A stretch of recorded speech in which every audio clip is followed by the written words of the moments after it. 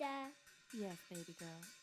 when I grow up, I want to be a menace to society.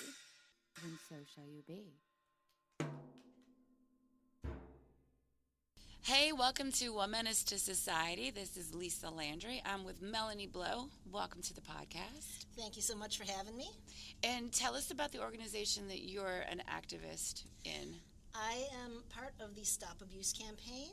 We protect children by preventing trauma. That's always a good thing to do. It is, absolutely. What kind of traumas are y'all trying to prevent?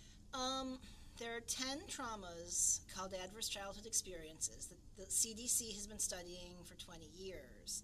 They're basically anything anyone would consider child abuse or neglect, or things like witnessing domestic violence as a child, having a parent who is addicted to drugs or severely that'd be adverse. Yeah, absolutely. And these things affect children for the rest of their lives. So we try to prevent that from happening. How do you do that? There are a couple of pieces of public policy we really support.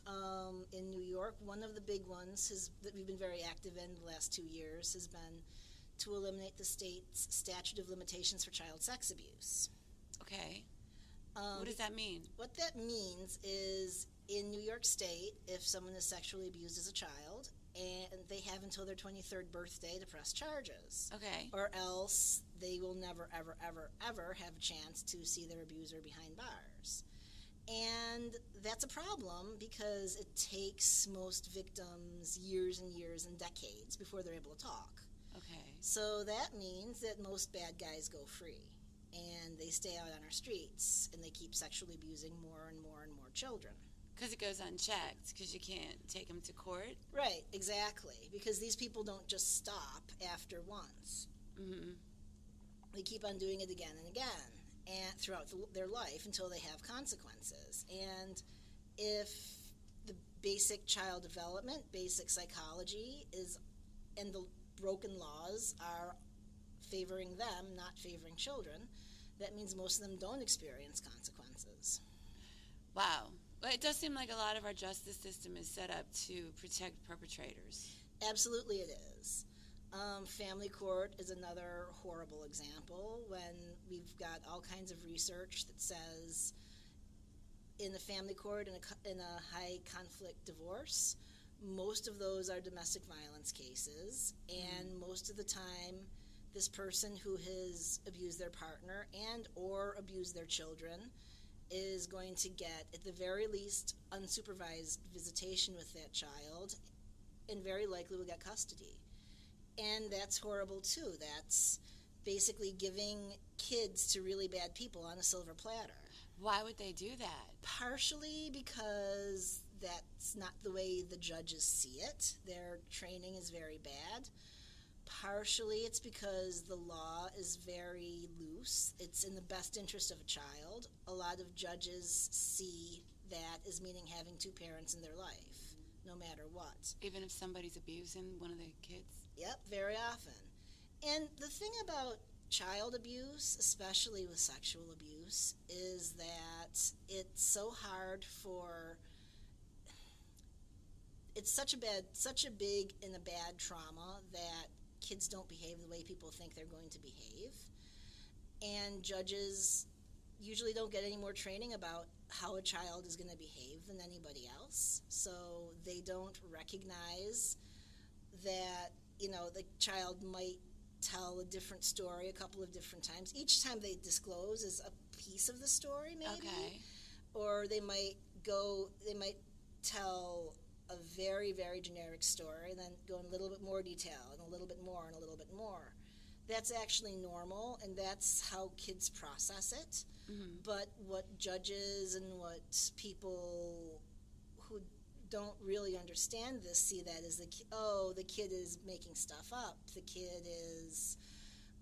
They're being coached, things like that.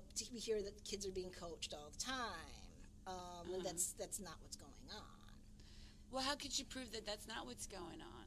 Well, it's very rare. First of all, you look at the statistics. It's very, very rare for people to make up false stories of abuse out of thin air. That's really uncommon. People who are actually familiar with the way kids disclose, they have a good feel for this. They see it every day. Those usually aren't the people who are working in courts. So those aren't the people who can look at that and know what it is, aren't the people who are the judges listening to. Well, why wouldn't they get those people to come and be part of the process? Well, that's the million-dollar question. That would kind of make sense, Yeah. wouldn't Well, it? that's actually one of the things. We have another piece of legislation that it's introduced in 2 states. We expect it to be introduced in 3 more this year. That's part of what it will do. It's called the Safe Child Act. One of the things it will do is make sure that genuine experts are installed in the courts who understand the way children disclose, who understand the statistics about child sexual abuse, who just can put it all in context. You mean people who understand psychology and math? Yeah, exactly. And people who understand, like, the field of trauma and the field of childhood trauma. I mean, I'm a sex abuse survivor. I was in therapy with I don't mean this to sound the wrong way, but a very old psychologist. Okay. Who... Ageist. Yeah. You ageist. I know. And if she's listening, whatever. She was great, but she had been educated a long time before people understood much about child sexual abuse. Oh, is it like the Freud stuff? Yeah. Where, women are just violent and horrible and we all want to be raped and stuff like that? Right, exactly. More like that. Okay. And there were just big chunks of this that she didn't understand. She wasn't a bad person by any matter of means. She just didn't understand it. And some of these people are the people who are working in courts. Again, they're not necessarily bad people, but this is not where their mind is. This is not what they've been trained to understand. They learned stuff a long time ago. Right. They didn't ever really update. Right. And I mean, now we've done a lot. There's been a lot of research done, and more is coming out in 2017 about how rare it is for adults or protective parents to just fabricate stories. Yeah. So if it's something that's happening like 2% of the time, but if in your court you're labeling 75% of these cases as fabrications, there's probably you're probably doing something wrong. Either that or you've got the weirdest people in the country are all going through your courts. You got to figure that out. You have a lying citizenship problem. Right, exactly. Wow. I didn't know. What else is the Safe Child Act? What is it called? Safe Child Act. Safe Child Act, okay. What does it do? It makes the health and safety of children, instead of the best interest of children, what the judicial standard. Now that sounds really like... That sounds very wordy. Yeah, it sounds very wordy, and it sounds very like loosey-goosey, free-form, ideological stuff. But right now, health and safety is one of many pieces that a judge considers when they are figuring out best interest. What this bill does is saying we have so much evidence that child abuse is so bad. We have so much evidence that witnessing domestic violence for a child is so bad. Right. We have so much evidence that separation from a primary caretaker is so bad that if you're doing those 3 things, it is harming the child's health and safety, which automatically, is a violation of the child's best interest. Right. You're not saying, well, yeah, there might be some domestic violence going on, but this family is in a better school district. So, which right now is completely a legitimate way for the judge to look at it. Are you kidding me? No, unfortunately. That's really sad. Yeah, I mean, the list of things that are right now going to best interest, health and safety is one, but yeah, finances, willingness to co-parent is one, and that's a big one because most domestic violence victims aren't really thrilled about parenting with somebody who damn near killed them. Well, yeah, you want to be controlled, especially once you leave. You're trying to get away from being abused, but you're tethered to. Right, exactly. Your abuser. And in like the last month, there have been several high-profile cases around the country of women and or their children being killed because of that. Because there was domestic violence, because the judge said, nope, you still have to maintain a relationship with this person in order to co-parent with them. And it wasn't safe. In all of those cases, the women said, this isn't safe. The judge said, too bad. And it was really horrible. People died. That's very tragic. There does seem to be some sort of women are kind of responsible for their abuse mentality. Oh, yeah. Isn't there, like, you picked him. If, she must like it, she didn't leave. Exactly. Why don't you just leave? Oh, yeah, exactly. Victim blaming is horrible. And victim blaming is really, really, really embedded in a whole lot of different pieces of our culture. And that is one of the things that people need to overcome. And it's a process. Every one of us, when we hear a situation with somebody being victimized, you always can take a step back and think about it a little bit. Do you really think this person is happy in this situation? Just because somebody doesn't stop a bad situation doesn't mean they're happy about it. It means they don't know. It might be a better alternative. It might be better than where they come from. It might be that they just can't figure out a way to get out. Yeah. Which is a huge, huge, huge issue with domestic violence. It seems all interrelated. It is. So that is like the focus of what you're doing. It's stop abuse. Like, this is multifaceted. You're kind of blowing my mind. Yeah. Yeah. Well, it is. And one of the things, unfortunately, the adverse childhood experience study showed is that, a child who grows up and exposed to domestic violence, that's bad for them. There's a lot of things that makes them more likely to befall them. One of them is being a victim of domestic violence. One of them is being a perpetrator of domestic violence. Because you've learned it. They've learned it. It's, in some ways, I don't want to use the word normalized, because, I don't think there's ever a child who's grown up in that who says it's familiar. Well, sometimes I try to make really good potato salad, and then sometimes it just tastes like my mom's. Yeah. Exactly. No disrespect to my mom's potato salad. I'm just saying, you think you got it, and sometimes you just slip back into something absolutely. you didn't expect. One of the big, I feel like I've spent my entire life trying to not do what my mom did. Well, that's not an easy way to live your life. Right. Because that's, okay, don't do one thing. There's a whole other infinite universe of things to do, and you don't know which ones to do. Just don't do this one. Right. Oh, okay, so sometimes you do the one that's right next to it, and it works the same way, Yeah, and then sometimes you catch yourself doing the same things. Yeah, exactly. Exactly. It's so weird. We're such creatures of habit. We are. So, how long have you been working with Stop Abuse? Since 2013.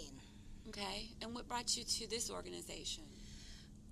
What brought me to it, I've been involved in advocacy for children's issues for my entire adult life. Yeah.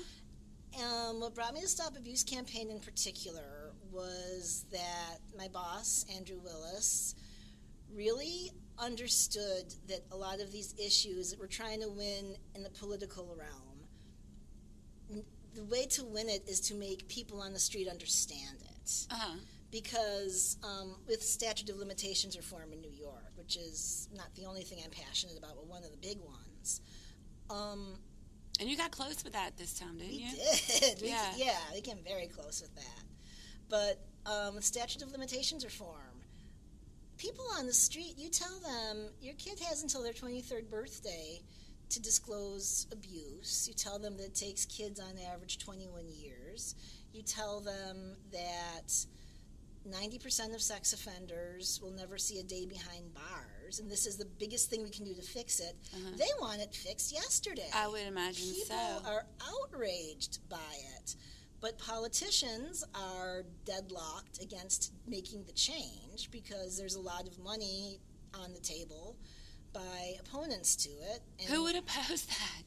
The Catholic Church, and I'm not trying to sound mean or anti-religious or anything else. It's not Catholic people, it's right. Catholic, it's the organization. It's the organization. It's really the lobbying arm for the organization, because they don't want their secrets out, and they don't want to have to compensate victims. So, but they are, I mean, the Roman Catholic Church is the wealthiest organization in the world. And I'm not exaggerating. I mean, look it up. It is. Really? Yeah. And they can spend a lot of money on this. And there are lawmakers who are Catholic, and they feel, they feel weird about it. And Guilty, you mean? well, maybe that too. I was raised Catholic. There's a lot of guilt. Yes, that absolutely. goes along with it. Absolutely. But that's kind of shocking, everything that we know now about not every priest, obviously, not every deacon, not everybody involved in the Catholic religion, especially not the parishioners, I wouldn't think absolutely. at all. A lot of most parishioners are shocked when they learn that. And in the last 2 years, word's gotten out a little bit more. Yeah. But yeah, people are shocked. I've heard people say, I'm never going to donate money again. People know that's wrong. Yeah. And the church, that's why they've tried to keep it quiet until the last possible moment. Well, they've had a lot of dirt coming out recently. Yeah. Absolutely. Like drug-fueled orgies and apparently pedophilia, paraphernalia, pornography, all kinds of stuff going down. I mean, the third highest, the guy who was 2 notches under the Pope now is charged. I mean, it's not looking good. No, it's just not looking good. I don't know. For me personally, I just think if you're bringing your children to the Catholic Church now, that's kind of an unsafe action. Yeah. Because obviously they don't want to fix it, and the Pope's even said, pray harder for the priests. It's not something we're really going to mess with anymore. Right, exactly. And I understand an organization doing what they can to protect themselves. I get it. That's what campaign finance is. Yeah, right. That's what campaign finance is. That's what lobbying is. I get it. Right. But the Catholic Church only represents a tiny little percentage of all sex abuse. But like it's not like they're the only ones doing this by any stretch. Absolutely. Right. But by spending all the money that they're spending and everything like that, they're fighting to keep all the sex offenders on the street. And that's not good. That seems like a horrible plot. It really does. In a bad film. It really does. And that's what they, so at any rate, we know that people on the street support this legislation. Sure. And that's one of the things the Stop Abuse campaign has been doing a lot of the last couple of years. We've had, the last 2 years, a survivor march across the Brooklyn Bridge, which is really cool. It's just like this kind of survivor pride day. It's That's kind of awesome. like, it is. It's just kind of a day for sex abuse survivors, which are 20% of America, but a very invisible 20%, to say, hey, here we are, we have rights too. We doing a lot of lobbying, a lot of legislative stuff. We've been doing a lot of just public education stuff. We've got a PSA that's been going around online, especially in districts of the most obstinate New York senators who are really, really fighting this bill the hardest. Why are they Catholic or? They're Catholic. Unfortunately, this bill has also been entirely split the parties. So it's entirely being opposed by Republicans and supported by the Democrats. Yeah. Oh, we can't do that. I know. Please. I know. It's about children. It's not about your team. It is. That's so messed up. It is, and I try to be a very bipartisan person, but in this situation, that's just where it's landed. So because of party loyalty, because of religious loyalty, there's some pretty well-known conflicts of interest with Senator Flanagan, who is the person with the most power and who is doing everything he can to keep it from coming out to a vote. Oh, Senator Flanagan, stop that nonsense. Yes, absolutely. Come on now, jump on the bandwagon. Before the Civil War hits, let's all just try to be adults. Yeah, exactly. Be adults who protect children. Not that I'm saying it's I want the simple. Civil War. I'm just saying. I just thought, now everybody's making stuff out of nothing. Yeah, exactly. She wants a Civil War. I don't want to blow up the White House. If we do have another Civil War, I think it should be a smoke out. And I think it should be legal states versus non-legal states. We need to meet in Colorado. I like that. Pass a million joints around until everybody's so high we stop seeing each other as Republican or Democrat or Libertarian or black or white or independent. Now everybody's just a human being who might be holding the next time you run out. Absolutely. So that's where I'm with that. And Albany's just a little ways from Massachusetts, where it is legal. So we can try to start there. There's good things happening on the East Coast. Okay, so that's what's going on with that. You got into this Stop Abuse campaign because of where you came from. Yep. I'm overwhelmed by this bill. I can't imagine that somebody would oppose it to that extent when you're out there doing this networking. Oh. And you know people are on your side, and you almost get this bill passed that you tried to for so long. Yeah, it's tough. I mean, we are almost everybody who is going up to Albany, and we've had so many organized trips and so many protests and everything else, and almost everyone is a survivor. And so you're very invested in this. Absolutely. It's not just something you want to do because you're altruistic. You're personally absolutely empowering yourselves. Yeah, absolutely. And paying it forward. Right, exactly. And a lot of these people are parents. They know, I mean, often they're parents who know that their abuser is still out there somewhere. It is something that they're doing to pay it forward, to protect the next generation. And it's, usually we enjoy, it's hard work, but we enjoy it. And then the last week of the legislative session, when nothing is happening, it's really painful. Yeah. And you realize all of a sudden that, everything that I've went through and everything that I'm telling, every time I get brave and I go up and I tell my story and people are crying and I'm shaking and da-da-da-da-da-da, and we go through all of this. Yeah. And it doesn't amount to anything. That's painful and that's miserable, but, we just keep doing it. Well, because it's bigger picture. Exactly. Right. That is painful when you put yourself out there like that, and then you think you're going to affect change. I'm sure you affect great change in that room. No, you're right. We do. Yeah. We do. Yeah. And, I mean, the bill, we did come very close this year. It passed the Assembly almost unanimously, which is amazing. That's fantastic. Yeah, it is. I know that y'all got some new stuff on the books concerning child marriage. Yes. Recently. Yes. New York State did ban marriage of people under the age of 17. Because that's pretty abusive. Yeah, it is. It's one of those things that I think when you look at it in the light of, again, a generation that's more aware of how bad this is, and generations ago, if a lot of people look at their family trees or whatever, I know Ancestry.com is a big thing. I've watched people trace their family trees, and they see, oh my God, so-and-so was 13 when they got married, back 150 years ago. Right. Well, it wasn't good. Bad thing, whatever reason, that 13-year-old girl was getting married, it wasn't good. It was not a good life for her, but no one really expected women to have good lives. No one really thought that still happens in Missouri. Yeah, it does. Well, and legally, it was No, I mean they don't expect women to have good lives. Oh yeah, yeah. But that was the way. It was standard. Yeah, that was the way an older generation could sweep bad things under the rug. We could say, well, that girl, she's just fast, she's just easy, whatever. Oh, they were knocked up? It's not, Is that what it was? A lot of the time where they caught something going on, and again, victim blaming rather than say, gee, that grown man should have known better, should have behaved himself. Oh, bad girl, go get married. And so we're all related to a lot of predators? Yeah, statistically, yeah, unfortunately.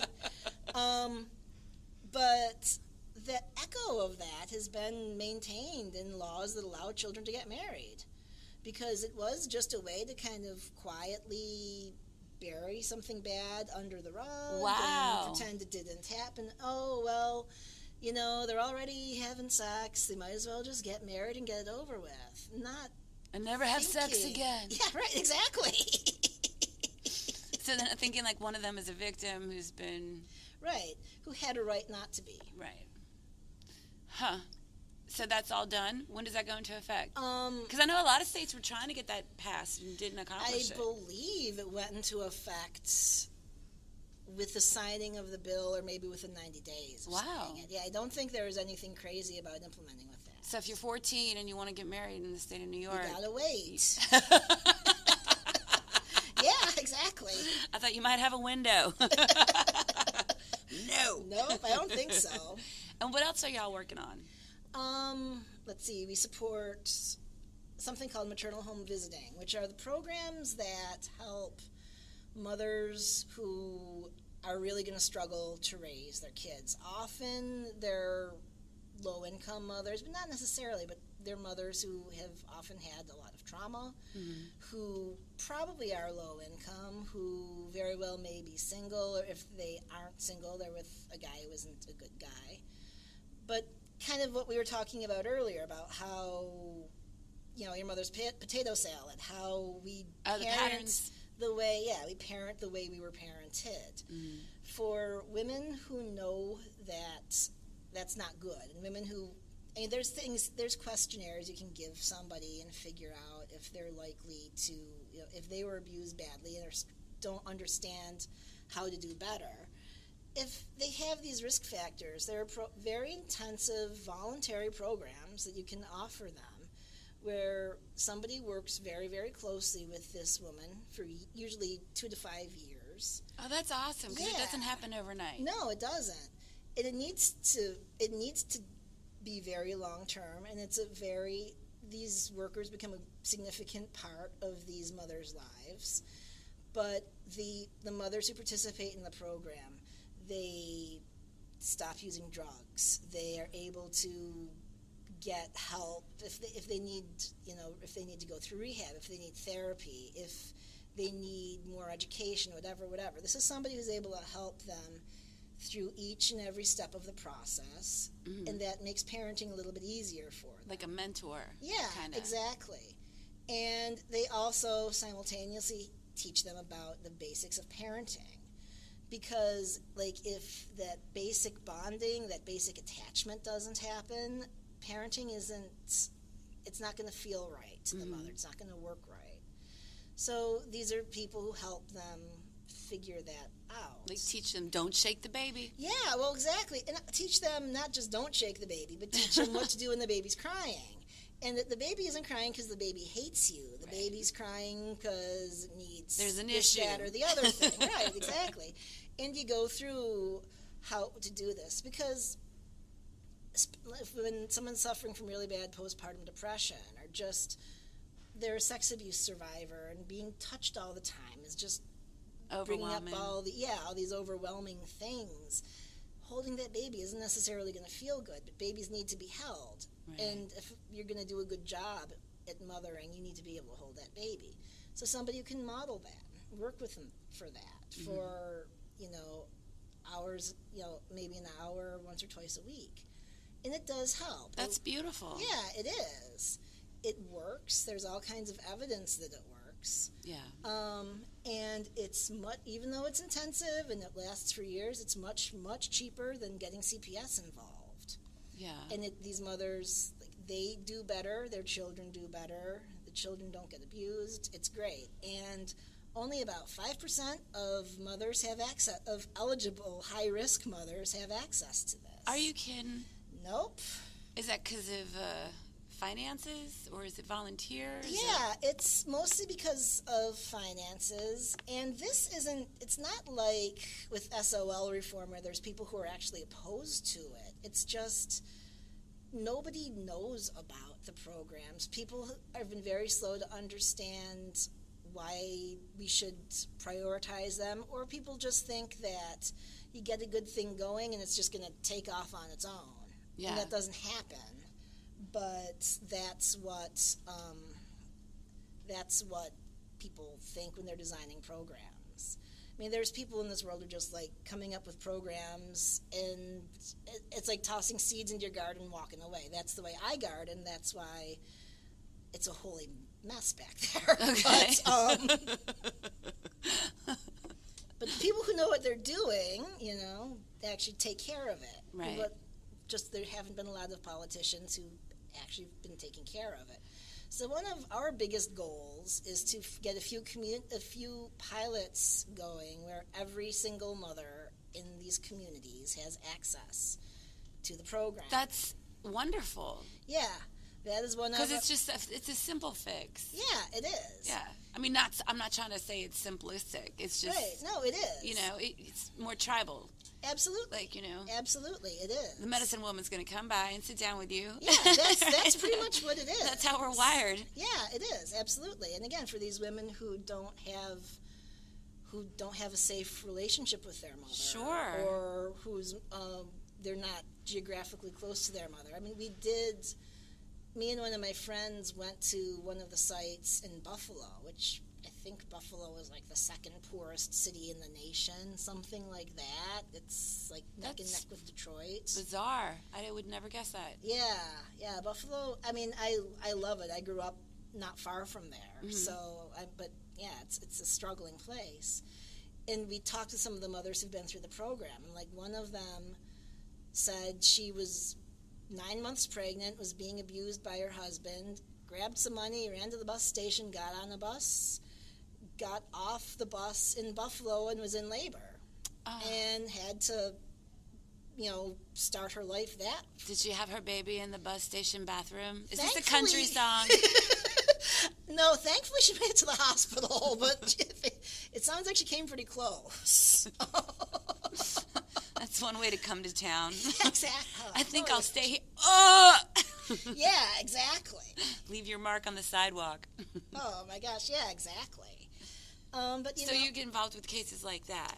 Yeah, well, what we're doing is we're trying to support these programs. We're trying to increase awareness about them. Ultimately, increase awareness so that mothers know they exist and can enroll in them, but also so that politicians know they exist, so that people on the street know they exist and can get involved, right? I'm sure there's a lot of groups who would like to be part of that. Mm-hmm.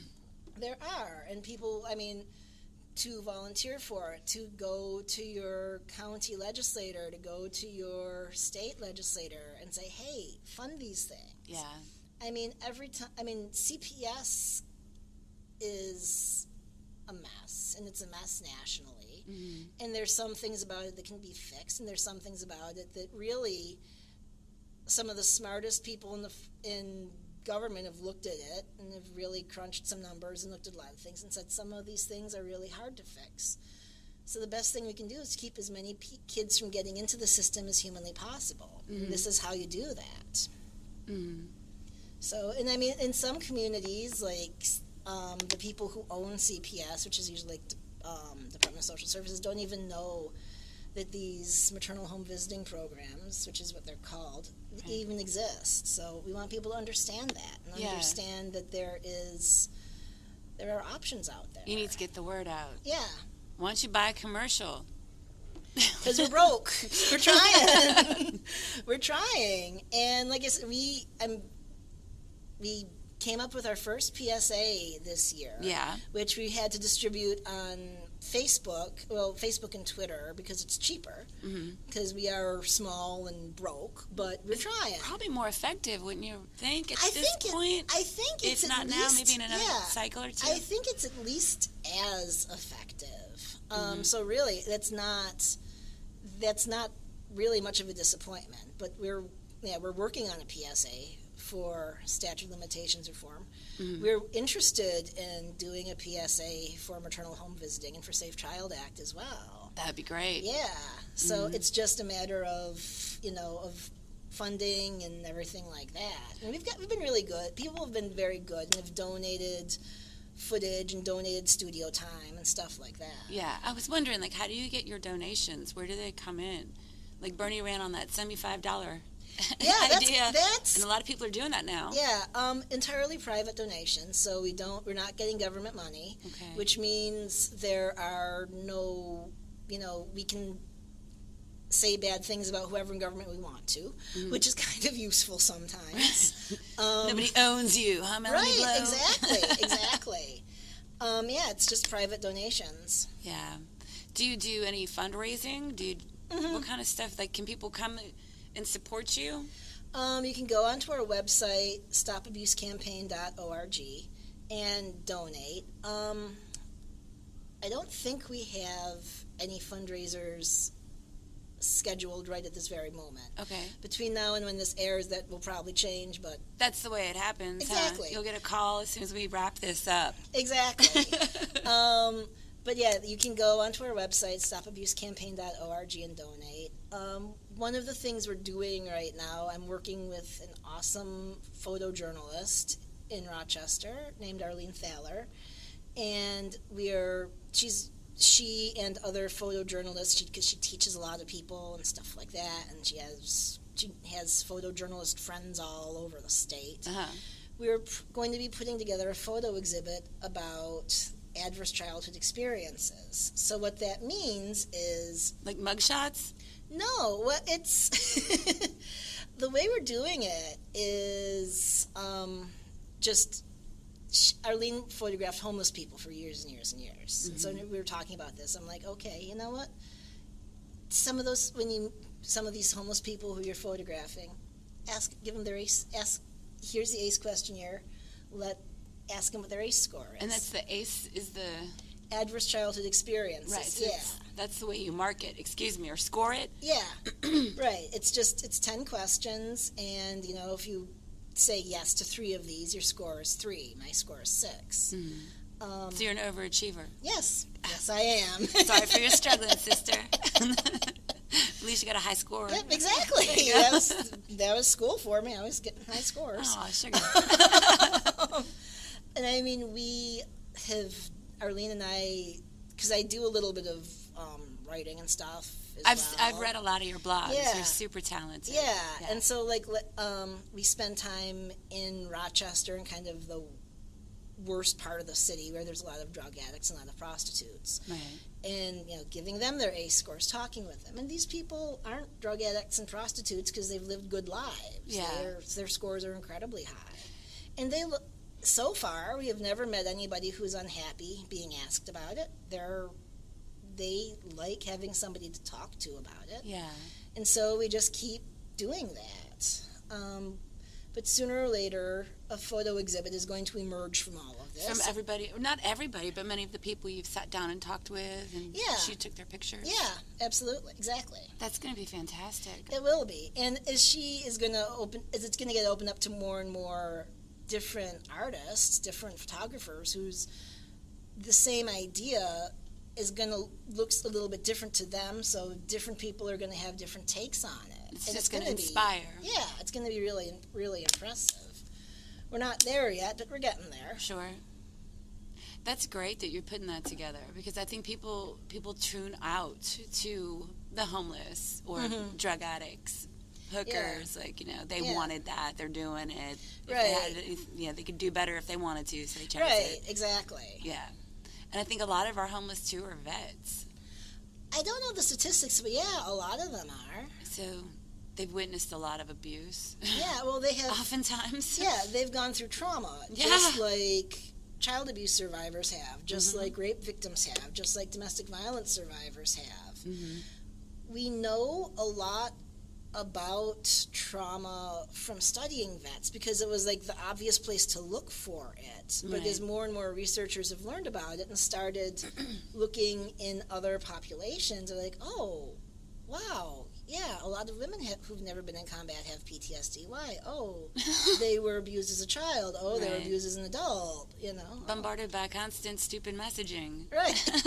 Having to overcome being told to shut up for speaking one's mind. Yeah. All kinds of stuff. Yeah, everybody's got their own war, yeah? Yeah, absolutely. But I guess with our vets, it is a lot easier to see. Right, exactly. And I mean, there's, you have a piece of paper that documents whether or not you were in the military. And then because of that piece of paper, you're eligible for certain benefits. And it just makes the data collection much easier. Right, which is as it should be. Yeah, absolutely.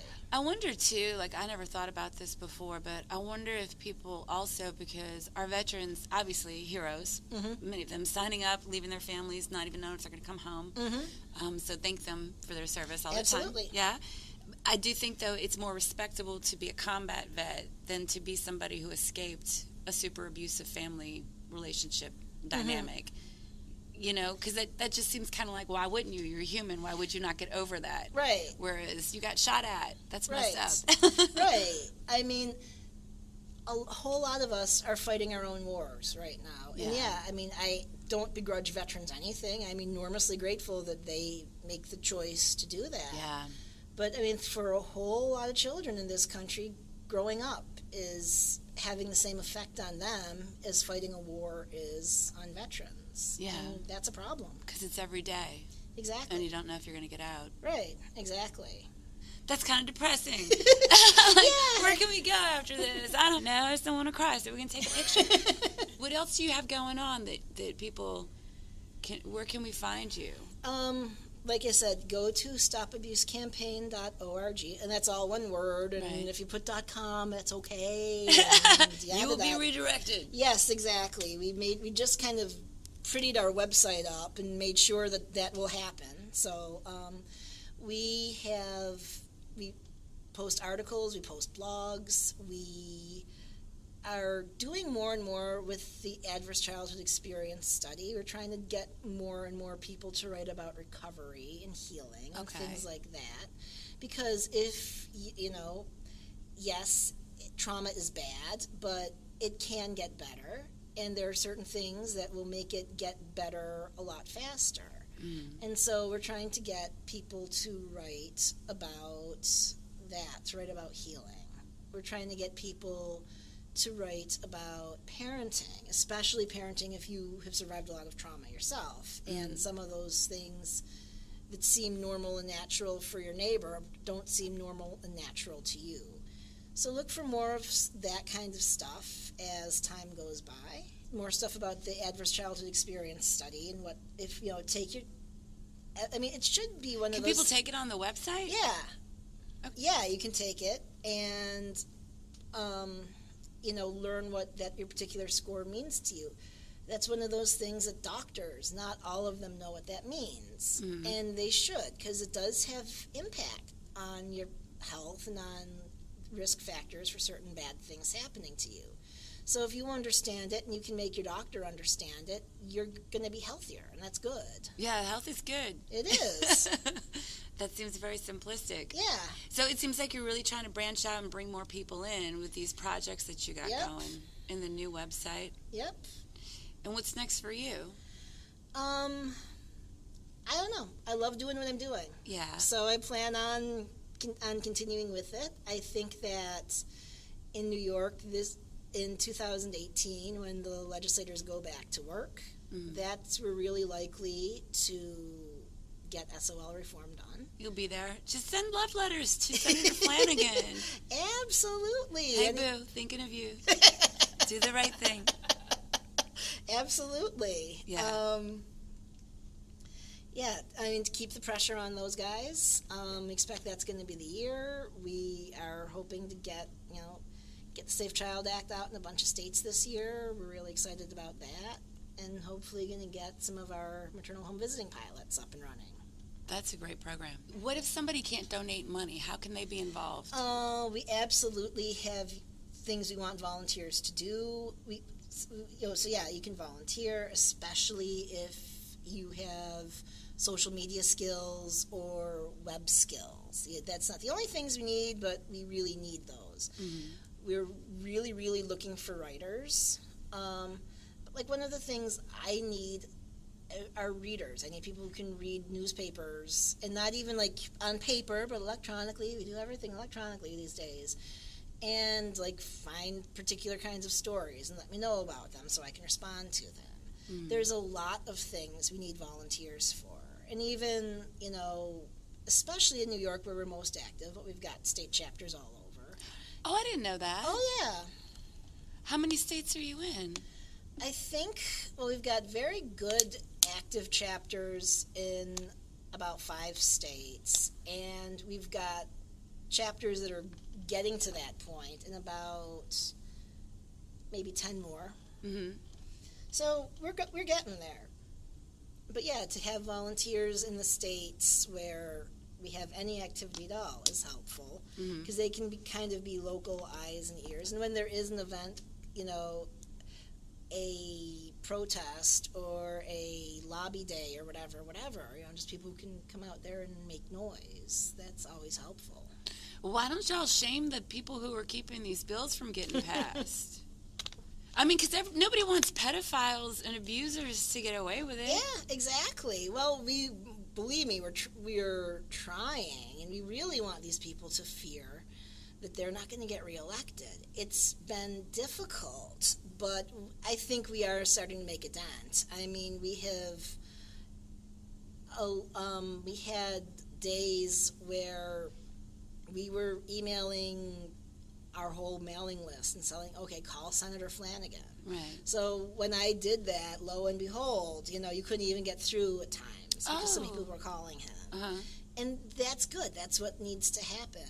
And especially in New York, a lot of people who are paying attention to this know that he's the bad guy, and we intend to shame him. We intend to put even more focus on this as, we ramp up for the next legislative session. Mm-hmm. Has he? Forgive me, because I don't know anything about the local politics here. Yeah. So much bits and pieces, but not so That's much. fine.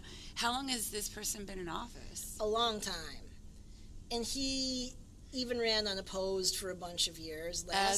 Yep. Old school establishment crony. Exactly. Type. Okay. Exactly. In 2016, he actually did have an opponent who really went to town on this issue with him. Yeah. And really, he did a really good campaign, and I think I don't know if it's going to be the same guy or not, is going to run against him from now on in, because it does wake people up a little bit.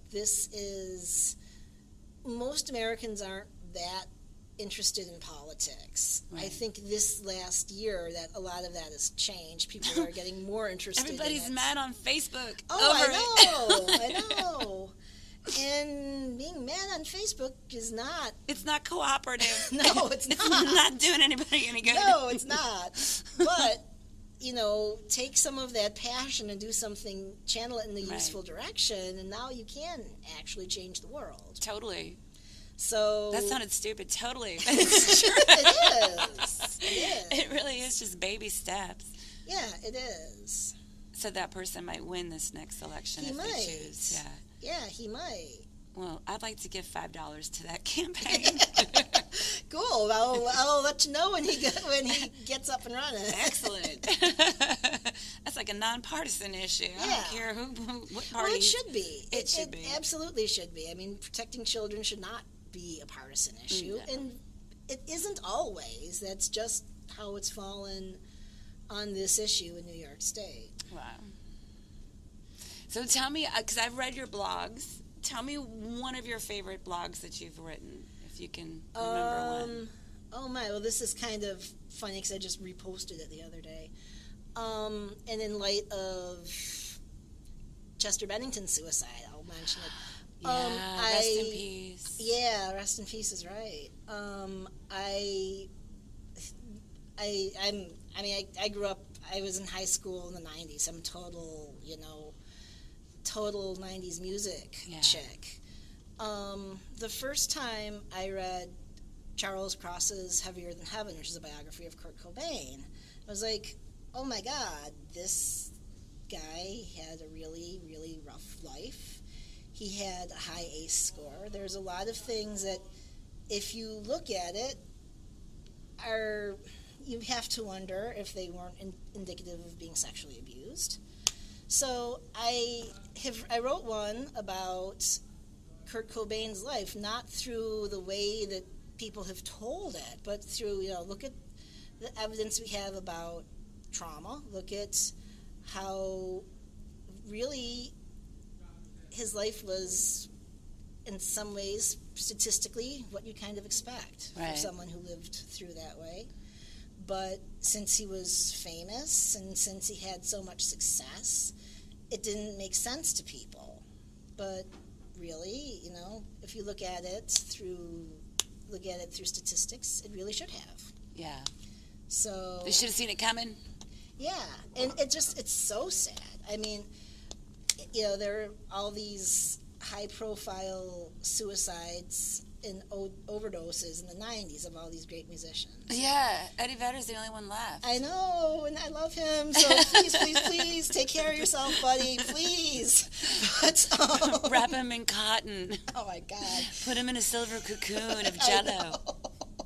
But what we're seeing now, some of these same, angry, sad, tortured musicians, they just growing up didn't heal them. Lane Staley their died. music would suck, though, if they got healed. Tortured people make the best art. They do. But the thing, it wasn't just youthfulness. I mean, and that's why Lane Staley overdosed in his mid-30s, and Chester Bennington just committed suicide at the age of 41, and Chris Cornell was in his 50s. Yeah. It doesn't, people who are traumatized can heal, but trauma doesn't just automatically go away. Right. And we need to start looking at that. We wonder why we've got so many middle-aged people who are becoming addicted to opiates and middle-aged people who are committing suicide, which is statistically a big deal right now. I think it's our number 2 killer, isn't it, in America, suicide? It could be. It depends a little bit on the demographic, but yeah. It's up there. Very, very significant. Huh. And it's getting more pronounced, isn't it? It is.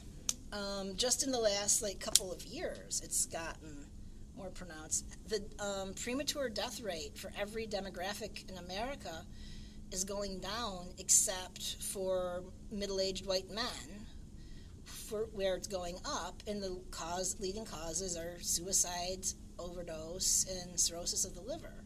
Oh, that's awful. It is. These guys need some health. Yeah, they do. But these are also the people who, we have all this research that shows that abuse and trauma were very, very common. Oh, those among generations, them. yeah. So it just is catching up with them. Poor darlings. Yeah, it's tough. There's a whole lot of hurting people in this country. We know an awful lot about how to prevent that hurt, and we're just kind of not doing it. Yeah, exactly. But that's why I'm here. I will come to your house and teach you how to not shake the baby. I'm getting in the car now. And how many people do you have with your organization in New York, if you had to guess? What's your army? Oh my gosh, it's very, very hard to say because it's broken down in a lot of different tiers. Me and my boss Andrew are kind of do most. You're the battery. What's that? You're yeah, like the battery. Yeah, kind of. And then we do have volunteers who come to us, whether it's because they're friends, because they read about something we're doing in the paper, or in college students. We got some really good college interns this year. That's fantastic. Yeah, it was. So I don't know. We're small, but we're mighty. Right. And you're located in Harlem? That's our legal address is in Harlem. That's where my boss lived for a long time. Mm-hmm. And yeah, that's kind of our mailing address. I live in Rochester, New York, mm-hmm. And we just work online and use the miracles of modern technology because why not? Because you can. Exactly. And for New York State, it's really, really long from east to west. So it's I think a lot of people don't realize that. No, they don't. They think it's Manhattan and a bridge to Jersey. Right, and then it's a bridge that apparently disappears off the face of the earth because they know it goes in the other direction, but they've never gone over it. No. But yeah, New York is actually a really long state, east to west, so it's very handy that we've got, my boss is in New York City, and I'm close to the other end of it, mm-hmm. because if something is and the capital is Albany, which is in the middle. Right. So going to the capital is hard for everybody, and that's the big joke. Mm-hmm. But yeah, when there's stuff going on in the western end, especially Buffalo, I can get over there and do stuff. And if there's stuff going on in New York City, Andrew can get over there and do stuff. And, we support each other. Kind of perfect. Yeah. Mm. Melanie, I just want to thank you. I think what you're doing is extremely important. And thank you for being so interested in this and for putting this online and doing what you're doing, because people pay attention to stuff you say. No, not so much, girl. Not so much. I wish they did. Well, thank you very much. I do hope a lot of people listen to this and get involved. And I want to thank the Syracuse Funny Bone for hosting us today and making their venue available to us, and the support that this venue actually does have for the community. I think they do a lot of good stuff. And I hope we're going to stay in contact. I would like to be involved with the organization. Absolutely. You're absolutely welcome to. We're thrilled to have your interest. Thank you very much. Thank you. And good luck. Thank you. Thank you, Melanie Blow. Thank you for sitting down with us here at the Syracuse Funny Bone. Shout out Syracuse. Shout out Funny Bone. And thank you, Melanie, for all the great stuff you are doing. I know it's hard and it might seem tireless, but you are making an impact. And I want to thank everybody for listening. Join me at lisalandry.com. Ari, make sure that you're very polite to your teachers, no matter how dumb they might seem.